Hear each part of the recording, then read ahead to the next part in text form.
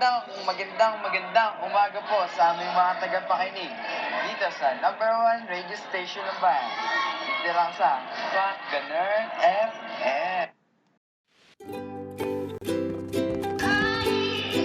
Sukat na naman! Kanta ko! Opo!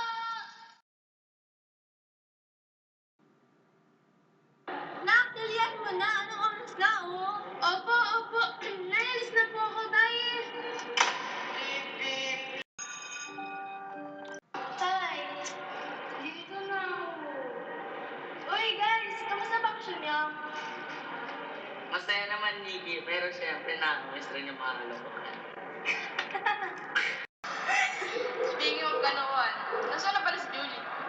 Carlo, hinahanap mo si Julie? Ayun na siya sa likod mo.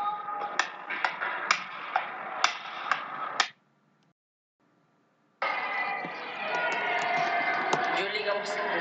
Hangit mo pa rin na. Tom, kailan mo gumato si Julie? Sandali lang, guys. Chill lang kayo. Kumanta naman si Julie kahit pa paano.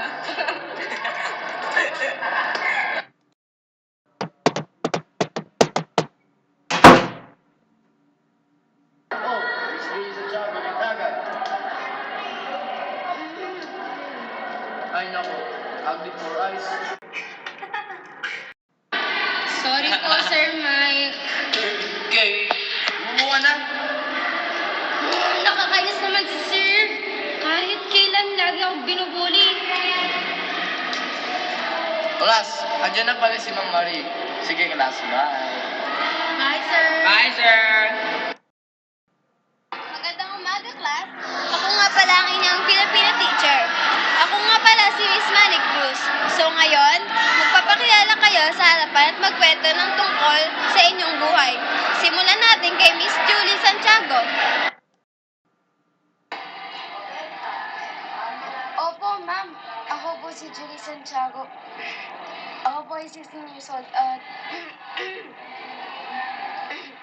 Boo! Carlo! Ano ba, girl? Grade 10 ka na, oh. Don't go, baby girl! Ano ba? Bakit yung ba palagi ako binubuli? Ano ba kailangan niyo sa akin? Ano ba gusto niyo gawin sa akin, ha? Lumayo kayo sa akin.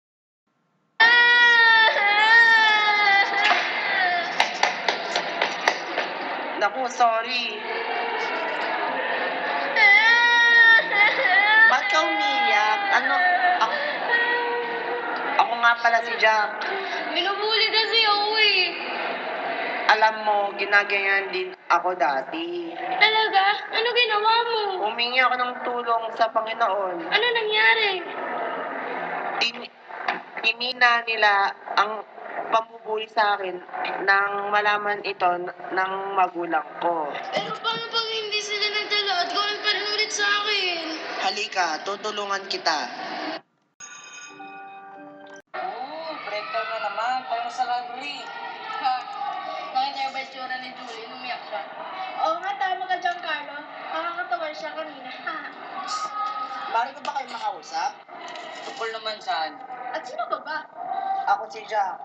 Nais ko nang ipaalam na hindi maganda ang ginawa ninyo kay Julie. And so? Wala kang kapangalan, hindi ka naman nakaano. Hindi nga niya ako kaano, ngunit naawa ko sa kanya dahil nararamdaman niyo ba ang nararamdaman niya sa tuwing binubuli niyo siya. Dapat nga pasalamatan niyo siya dahil hindi niya kayo sinusumbong kahit grabe na ang ginagawa ninyo sa kanya. Nikki, Carlo, Tom, Bakit po, Ma'am Marie?